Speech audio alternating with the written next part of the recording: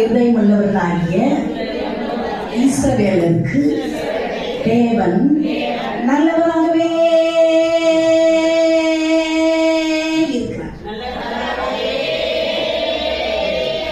தெரியுமா? ஒரு நாள் அவர் மாற மாட்டார். என்றும் என்றும் என்றும் மாறாத தேசம். அப்போ நம்ம எப்படி இருக்கணும்? இஸ்ரவேலர்களா இருக்கணும். சுத்த இருதயங்களா இருக்கு. இருதயத்துல அது திருக்குள்ளது கேட்டுள்ளது என்று வேதம் சொல்லுங்க.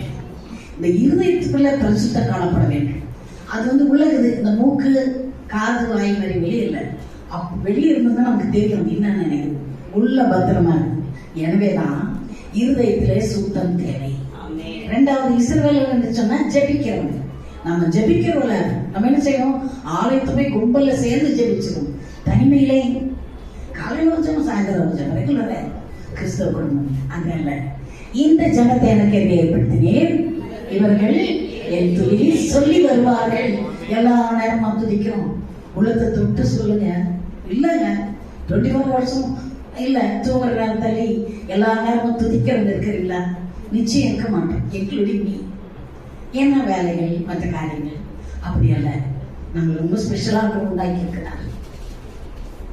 ஏற்கனவே சொன்னதல்ல, நாம் பார்க்கிற வானம், பூமி, சூரியன், சந்திரன், நட்சத்திரங்கள், மரங்கள், செடிகள், கொடிகள், பறவைகள், மிருகங்கள், ஊரம், பிராணிகள், சமுத்திரத்து மச்சங்கள் சகலவற்றையும் தேவனாய் கர்த்தர் ஒரு வார்த்தையினாலே சிருஷ்டித்தார். ஆனால் மனிதனை எப்படி செய்தார்? தன்னை கரலால் மன்னிப்பு செய்து அழகான ஒரு தோற்றத்தை உண்டாக்கி தமது சாயலின்படி தமது ரூபத்தின்படியே உண்டாக்கி அவன் ஆசிலே ஜீவ சுவாசத்தை ஊதினார். அவன் ஜீவாத்மாவான்.